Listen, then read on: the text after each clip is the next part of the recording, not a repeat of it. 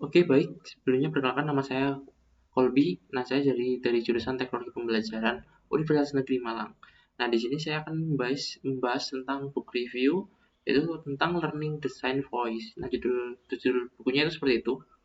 Oleh Tasnem Jaffer, Sanali, Jaco Venter, dan Laura Zasniewicz.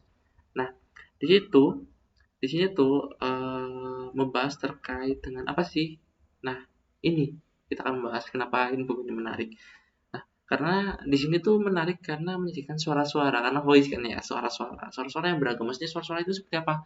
Nah, di situ kan banyak kayak kasus-kasus, kayak masukan saran itu bisa masuk di situ suara-suara yang ada gitu. Nah, suara-suara tersebut itu tuh dari praktisi desain pembelajaran yang membahasnya tentang inovasi dalam konteks pembelajaran. Pembelajarannya itu online dan blended, terutama yang muncul selama pandemi COVID-19 yang sangat mengguncangkan dunia yang kemarin itu. Nah, di sini tuh buku ini menyoroti pengalaman dan praktik yang berasal dari berbagai konteks lokal.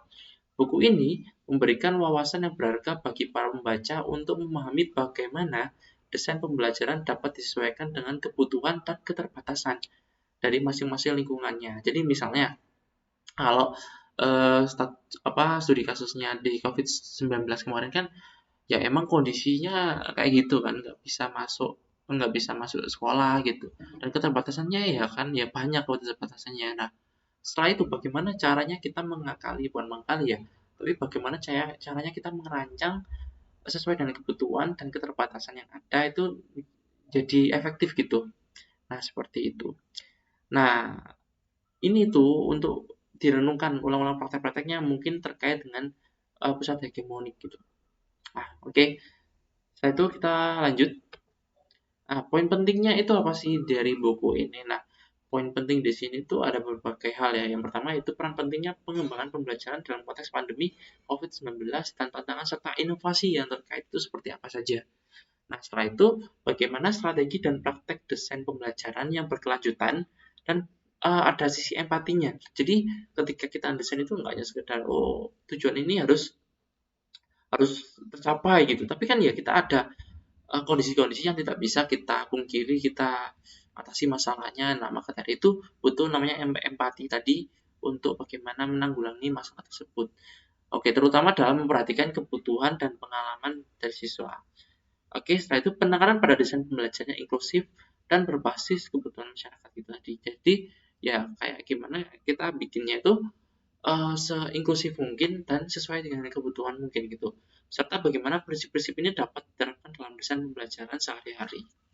Nah, seterusnya yaitu penggunaan berbagai model alat dan desain pembelajaran yang dapat disesuaikan dengan konteks dan kebutuhan spesifik, terutama di masa saat pandemi itu tadi. Nah, contohnya, misalnya konsep desain pembelajaran yang berkelanjutan dan berempati itu dapat diterapkan dalam pengembangan materi pembelajaran online atau blended di sekolah atau perguruan tinggi. Pengembangan pelajaran dapat mempertimbangkan berbagai strategi seperti penggunaan teknologi untuk meningkatkan keterlibatan siswa atau pengembangan materi yang memperhatikan keberagaman belajar siswa. Oke. Nah, keterkaitan dan hubungan dengan teknologi pendidikan itu, nah buku ini tuh memberikan sumbangan yang signifikan dalam Buku ini tuh memberikan sumbangan yang signifikan dalam memfasilitasi belajar dengan menghadirkan berbagai strategi dan praktik desain pembelajaran yang dapat disesuaikan dengan kebutuhan dan konteks lokal.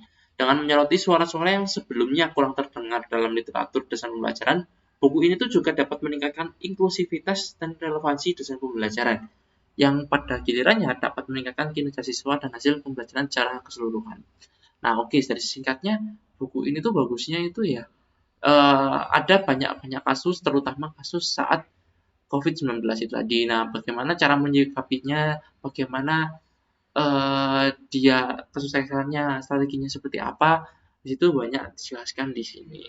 Oke, gitu aja dari Learning Design Voice. Kalau ada pertanyaan atau apa-apa bisa di komentar aja. Jangan lupa like, komen, share juga. Oke, sekian. Saya Colby. Thank you.